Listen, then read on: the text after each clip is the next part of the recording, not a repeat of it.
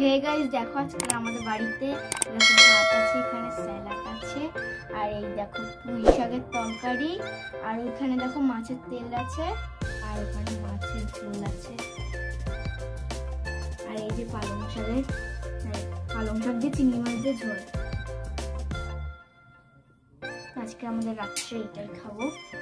তোমরা কি কি দেখো বন্ধুরা, আমার দাদাকে পালং শাক দিচ্ছি, পালং শাক আলু দিচ্ছি, আমাকে তরকারি করেছি পালং শাক। মামি পালং শাক খাই, মামি এখানে মাছের ঝোল দিয়ে, ফুলকপি দিয়ে আলু দিয়ে মাছের ঝোল করেছি, টমেটো কেটে দিয়ে।